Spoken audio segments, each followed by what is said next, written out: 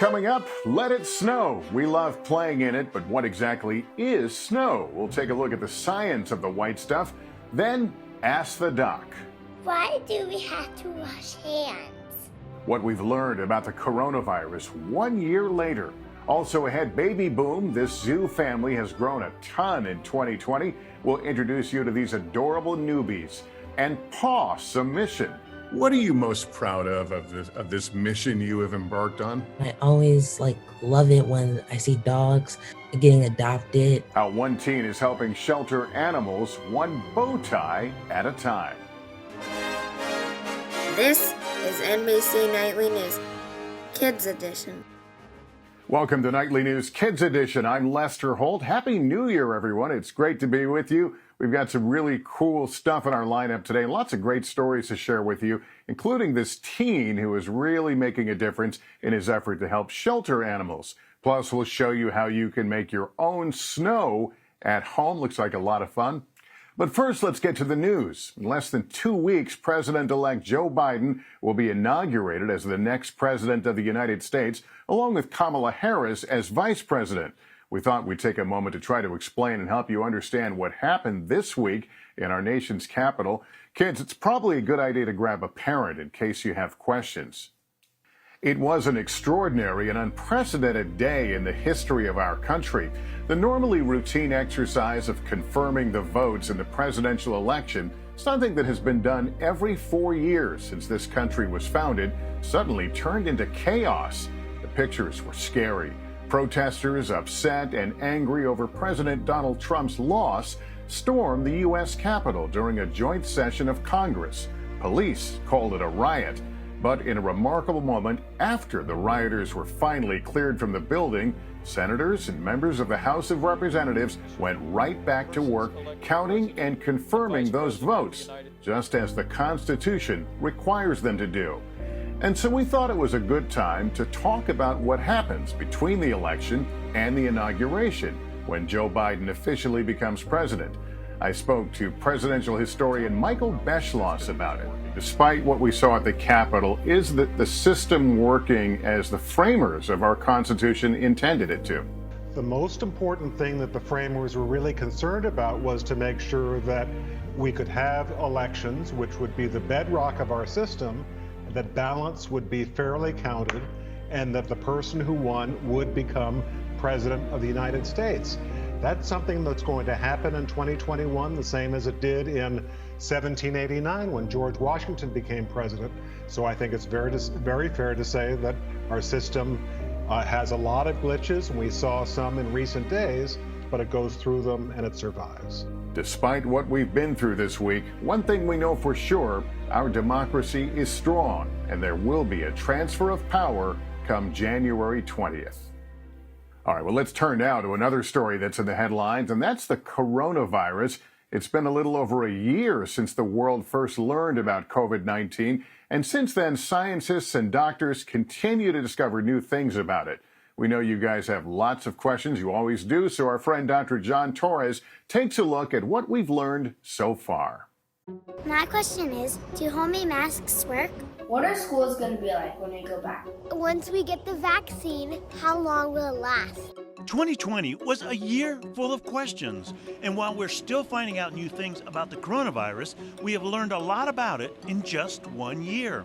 Why do we have to wash hands? We've learned washing our hands frequently for at least 20 seconds is super important, and not touching our faces. Why? Because that's how germs and viruses like coronavirus get into our bodies. They can get it through our mouth, nose, and eyes. Does coronavirus float in the air? The answer is yes, it can. And that's why ventilation is so important. This means bringing new air into a room and letting the old air out. The best way to do this is by opening windows and doors whenever possible.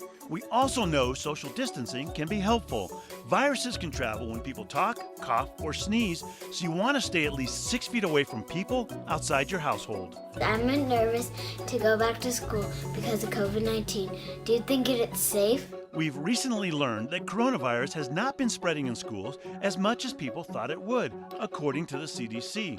That's because many schools have taken precautions, requiring masks and limiting the number of kids and teachers in the classroom at one time. Some schools also added extra air filters so it can filter out some of the bad air before it even reaches the classroom.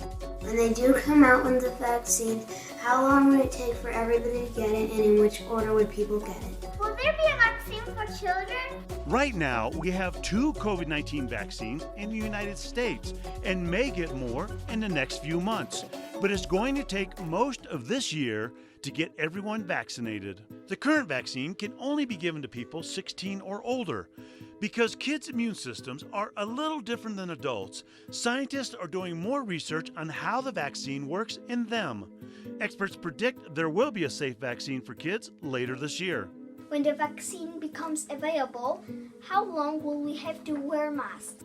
And finally, one of the most important things we've learned, masks are one of our most powerful tools against COVID-19, which is why until a majority of people get a vaccine, we need to keep wearing our masks to protect ourselves and our families and friends. Joining us now for our Ask the Doc segment is Dr. John Torres. Dr. John, great to see you. We have 2 follow-up questions from our viewers. The first one is about the vaccine.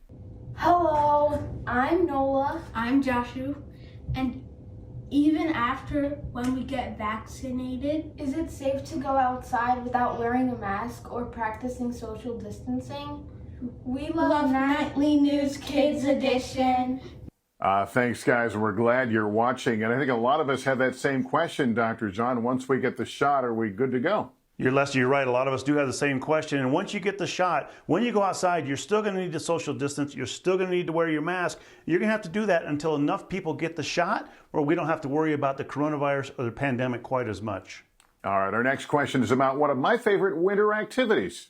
Hi, Lester. My name is Audrey, and I'm her twin sister, Iris, and we live in New York City. We have a question. We love to go ski in the winter. With the coronavirus, is it safe to go skiing this season? Thank you. And we love Nightly News Kids Edition. Terrific, and a great question about skiing. I always think, Dr. John, about skiing is you're kind of by yourself, the wind is blowing by, and it should be safe. Is that correct? Lester, you're right. You're outdoors, which is the safest place to be, but you also remember there's a lot of people there as well. You want to make sure you social distance. You want to make sure you wear a mask to protect yourself and other people. And like anytime you're skiing, make sure you put your helmet on too. All right. Dr. John, thanks as always. You bet. Well, with forecasts across the country predicting fresh snow in the next few weeks, it got us thinking, what exactly is snow? Our friend Dylan Dreyer explains. From snowball fights to snowmen to snow angels, they all have one thing in common: snow. But what exactly is snow? What we call snow is really millions of tiny ice crystals. Under a microscope, these crystals are beautiful and intricate, and no two are exactly alike. When it gets cold enough, water in the air that might usually come down as rain freezes. Think of it like this. When warm air rises, it cools and condenses into a cloud that could eventually produce rain, just like we're seeing water droplets develop on the outside of this glass here. Now this glass has been sitting in the freezer, so as the warm air rises and condenses, it develops into more of a frost. It's creating ice crystals instead of water droplets. And that's exactly what we see happen in a cloud. When the temperatures are below freezing, we see snowflakes form instead of raindrops. To take that a step further, the water vapor needs to condense onto something just like it did on that glass. So it finds little particles in the air, think dust or pollen or dirt. So it condenses onto that little particle in the air, and then it continues to crystallize and grow until it becomes a nice big snowflake, and then it falls to the ground as snow. Something to think about the next time you want to eat freshly fallen snow. A little bit's okay, but too much, and you might be eating a mouthful of dirt. In the U.S., snow falls every year in every state, even in Hawaii. Baudette, Minnesota, and Winter Park, Colorado were the snowiest cities in the country last year. That is, if you don't count Alaska. America is also home to one of the snowiest single places in the world, Mount Rainier in Washington. It averages 53 feet a year. That's like a wall of snow piled as high as a 5-story building. Scientists estimate as many as a septillion snowflakes fall to Earth each year. That's a 1 with 24 zeros after it. Did you know the largest snow person ever was built in Maine in 2008? Olympia, the snow woman, stood a whopping 122 feet tall. The biggest snowball fight ever? That happened in Canada with more than 7,500 people in 2016. Don't worry, even if it's warm outside, there's an easy way to make your own snow at home. And you probably already have all the ingredients. All you need is baking soda and top it off with an equal amount of shaving cream. You'll stir that together and look at this, snow. Want to help me make a snowball?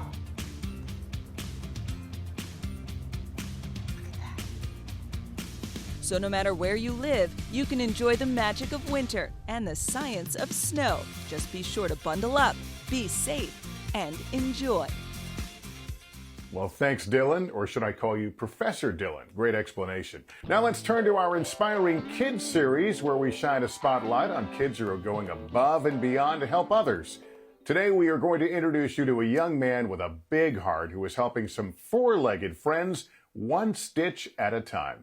14-year-old Sir Darius Brown is designing his own path in life, helping furry friends through a time that may be a little rough. After Sir Darius was diagnosed with developmental delays, he started to make bow ties to help develop his motor skills. He turned this hobby into a lifesaver for shelter animals. It will help them get them that push or that sparkle that they needed to get adopted. And that sparkle has worked. So far, Sir Darius has made and donated hundreds of bow ties to animal shelters across the country with the help of his GoFundMe page.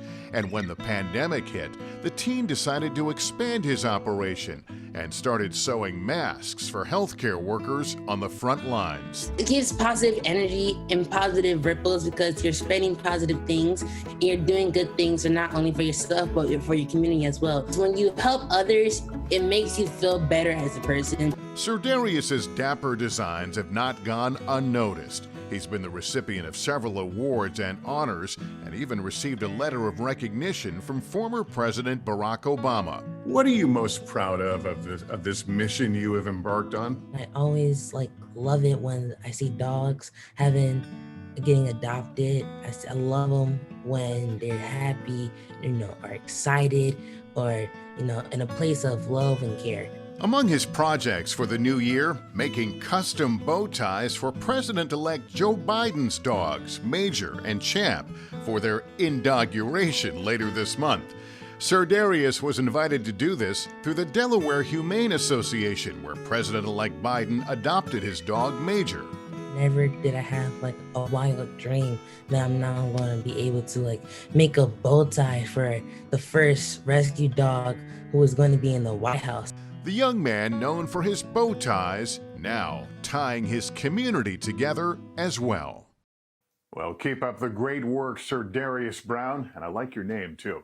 Time now for our pop quiz, where we have a little fun and put you to the test. The subject today is geography, and the question is, how many oceans are there in the world? Is it A, 5, B, 4, C, 1? We'll have the answer after the break. And just ahead, these newbies are part of a new baby boom. We'll explain. Plus, some kids are hitting the mats and taking up yoga. We'll explain why. And we'll show you how to make this sweet treat at home. Welcome back to Nightly News Kids Edition. Let's get the answer now to our pop quiz. The question was, how many oceans are there in the world? A, 5, B, 4, C, 1. Well, the answer is C, 1. Let me explain. There's only one global ocean that covers about 71% of the Earth. However, it's geographically divided into 5 ocean basins, including the Arctic, Atlantic, Indian, Pacific, and Southern. Well, many of us have been feeling a little stressed out these past several months, and maybe you're looking for a way to relax and unwind. Our own Natalie Morales rolls out the mat with some cool kids who are doing just that yoga style. At this park, kids of all ages are finding their zen. Breathing into our chest. From downward dog to child's pose, they're hitting the mat, part of a growing trend across the country. It's just a way to get all that stress and pressure off of you. The kids we met here in the fall say yoga can be a good way to deal with stress and those anxious feelings. It just makes me feel really calm and good about myself, kind of, and kind of gives me into another world instead of all the craziness and stuff. Yeah. Are you guys surprised to know that yoga has been booming for kids, especially during the pandemic? I'm not really surprised, just because of how great it is for you. And it's not just in person. This class was being live streamed too. Since the pandemic, online classes have become hugely popular, racking up millions of views on websites like YouTube. And all you need is a little space to try it out, no matter if it's in your bedroom, basement, or backyard. Yoga originated near what we now call India, and people have been doing it for thousands of years. It's part stretching, part exercise, and part meditation. 11-year-old Maverick says it's helped him become a better soccer goalie. People think that yoga might not be fun. It can be fun if you make it fun, but it's also a big benefit for your life. And Mila says it's a welcome break from dance class. You get one pose at a time. It's a lot calmer than dance. Plus, studies show it can help kids improve their focus and make them happier if they keep at it. Which comes as no surprise to Zuga yoga instructor Megan Harvey, who says it's good for everyone, no matter the age. Are you amazed to see how popular it's become, especially during the pandemic? Yoga is such a healthy choice for kids. So I think that everybody needs a good dose of calm right now, kids and parents. And so knowing that yoga is such a wonderful place you can go to find that peace and calm, I'm just really glad that people have found it and are relying on it right now. A calming practice when all of us, kids and adults, need it most. Natalie Morales, NBC News. All right, here's another question for you. What do a monkey, an elephant, and an anteater all have in common? Bam, time's up. They're all part of the 2020 baby boom at the Houston Zoo. Kevin Tibbles has details, and we got to tell you, these newbies are adorable. From a red-tailed monkey to an Asian elephant to a baby okapi, there's been a mega baby boom at the Houston Zoo. So despite all the crumminess the year 2020 had to offer, everyone here has lots of reasons to celebrate. And I mean lots. The zoo's general curator, Kevin Hodge, is ecstatic. How are they all doing? They're all doing great. The animal kingdom kaboom started back in March when Tracy, a giant anteater baby, was born to Mom Olive. And yes, they like to eat ants. When they're born, they're just this tiny little animal that crawls on top of Mom's back and will bury down into her fur. And she'll continue to ride on Mom's back until she's almost a year old. Then in April came this cutie, a male Schmidt's red-tailed monkey named Peter Rabbit, of all things, because he was born so close to Easter. Peter required extra special care at birth. He was not clinging to Mom, and he had fallen off Mom, so the keepers took him. We hand-raised him for a period of time, and once he was strong enough, we brought him back, introduced him back to his mom, and his mom welcomed him right back on. He climbed on her back and has been doing great ever since. Then Nelson, the infant elephant, arrived in May. Nothing tiny about him, though. And you've got a big new baby. So he was born in 2020, coming in at about 326 pounds when he was born, now up about 1,000 pounds. When we last visited the zoo in May, Nelson was a fan favorite. With all the stuff that's going on right now, having this little baby here at the zoo and having everyone come down just really puts a smile on everyone's face. By summer, the baby boom kicked into high gear. 3 Madagascar lesser hedgehog tenrecs, 3 baby bongos, and this sweet girl, Kavuli, the baby okapi. Her name means shadow in Swahili language. 2 Santa Catalina rattlesnakes and 40 Bornean eared frogs round out the newbies in the fall. We couldn't be more excited because as we are breeding these animals and we're bringing new animals in, we're helping to save them from extinction. And finally, the last bundle of joy arrived in November. This baby howler monkey named Marley. All so cuddly and just darn cute, except maybe not the rattlesnakes. A lot of kids watching probably have little brothers and sisters at home. Is it different caring for a tiny baby mammal or other animal as it is to a baby brother or sister? It's different depending on which one. So the primates, when we are taking care of them, it is very human-like. So you have to give them a bottle, you have to make sure they stay warm and provide them the attention that they need, which is very different than, say, our beetles when they're born. And who knows how many new arrivals there will be in 2021. All right, thanks, Kevin. Those animals are awfully cute. Finally, if you're like me, the cold weather makes me want to stay inside and treat myself to something sweet and warm. And of course, it usually includes chocolate. Joining us now with a simple recipe you guys can try at home is Zoe Bates, kid recipe tester from America's Test Kitchen Kids. Hi, Lester. I'm Zoe from America's Test Kitchen Kids, and today we're going to be making giant chocolate chip cookies. This is actually a really easy recipe, and I especially love making it in the winter because once it comes out of the oven, it's so warm and delicious to eat. First, we've got a cup of flour. We've got a medium bowl with a cup of flour and a 1/4 teaspoon of both salt and baking soda. Next, we've got our wet ingredients. So we have a 1/4 cup of white sugar, 1/2 cup of dark brown sugar, and I'm just going to quickly pour in 8 tablespoons of butter that I melted in the microwave. And then I'm going to also mix that up again with a whisk. Once you do that, I have a teaspoon of vanilla and an egg. And I'm going to add both of those in right now. And then one more time, I'm going to mix it up with a whisk. So once that's all together, I'm going to start making it into a batter. And I'm going to add my flour, baking soda, and salt into my wet. And now I'm just going to stir. This time I'm going to use a rubber spatula because sometimes with a whisk, as you're mixing it, and as the batter thickens, it's going to get like all stuck together. So what I'm going to do is I'm going to add my chocolate chips. Today I'm just adding white chocolate chips because they're my favorite. However, you can't really use chocolate chips. You can really use the dark chocolate chips or really anything else. So I'm going to add those in and I'm going to stir again. I'm going to do exactly what I did with the flour and try to like stir them in. So now you can see it went from that like gloopy wet mixture to this actual dough that kind of sticks on your spatula. So now all I have to do is I'm going to grab a spring form pan. And now you're just going to try to flatten this out, and you kind of want to make it flat so it bakes evenly.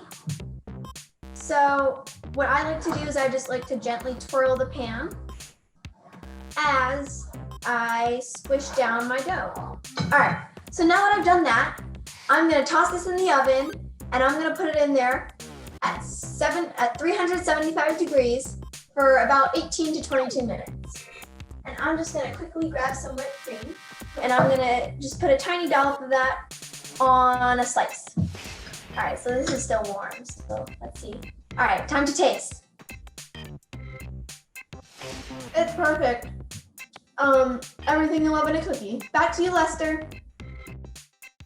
Zoe Bates, thanks so much. Those cookies look awfully delicious. I think I'm going to try that recipe. Well, that's going to do it for us. Parents, just a reminder, if your child has a question, email a video to us at nightlynewskids@nbcuni.com.